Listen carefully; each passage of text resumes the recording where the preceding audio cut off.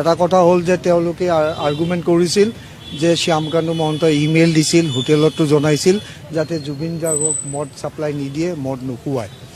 কিন্তু on the কণ্ট্ৰেৰী আমি দেখাইছোঁ সাক্ষীৰ পৰা, সেইখনটো তেওঁৰ ডকুমেণ্ট, আমাৰ প্ৰচিকিউশ্যনৰ ডকুমেণ্ট নহয়। আমি এইটো কৈছোঁ যে সেইটো প্ৰচিকিউশ্যনৰ ডকুমেণ্ট নোচোৱাকৈ কোনো পৰ্যায়ৰে প্ৰাইভেট ডকুমেণ্টছ বৰ্তমান ষ্টেজত চাব নোৱাৰে, কাৰণ আইনত এইটো ব্যৱস্থা নাই।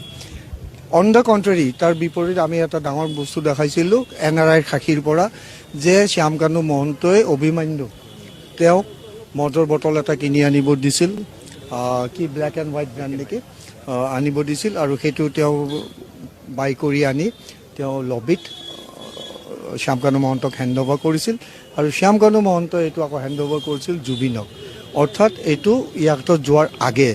তো সেই গোটেই বটলটো আনফৰ্চুনেটলি জুবিন গাৰ্গক ড্ৰিংক কৰাই দিয়া হৈছিল, যাৰ ফলত নেকি তেওঁৰ গাটো যথেষ্টখিনি অসুবিধা হৈছিল।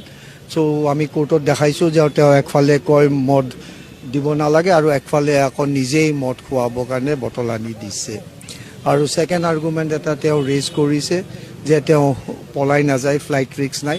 তো আমি দেখাইছোঁ যে তেওঁৰ প্ৰতি লুকআউট চাৰ্কুলাৰ অলৰেডি দিয়া হৈছিল, তেওঁ তদন্তত অহা নাছিল। আমি তেওঁক এই LOC দিয়াৰ পিছতে তেওঁ বাধ্য হৈছে আহি ইনভেষ্টিগেশ্যনত পাৰ্টিচিপেট কৰিবৰ কাৰণে।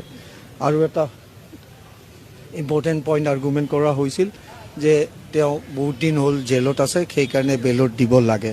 তেতিয়া আমি কাউণ্টাৰ ৰিপ্লাই দিছিলোঁ যে সেইটো কোনো পৰ্যায়ৰে গ্ৰাউণ্ড হ'ব নোৱাৰে, তেওঁৰ মাত্ৰ আজি 190 দিন মানে হৈছে, আৰু সেইটো এটা ছাফিচিয়েণ্ট ডিটেনশ্যন পিৰিয়ড নহয়।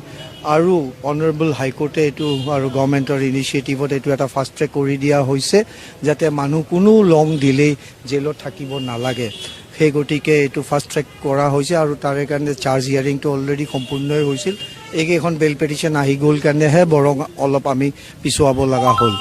আজি যদি চাৰ্জ হিয়াৰিঙত যদি তেওঁলোক ছাকচেছফুল হয় যে কোনো কেছ প্ৰচিকিউশ্যনে মেক আউট কৰা নাই, তেতিয়া তেওঁলোক ডিছচাৰ্জ হৈ যাব, তে বেলত যোৱা কোনো প্ৰয়োজনেই নাই।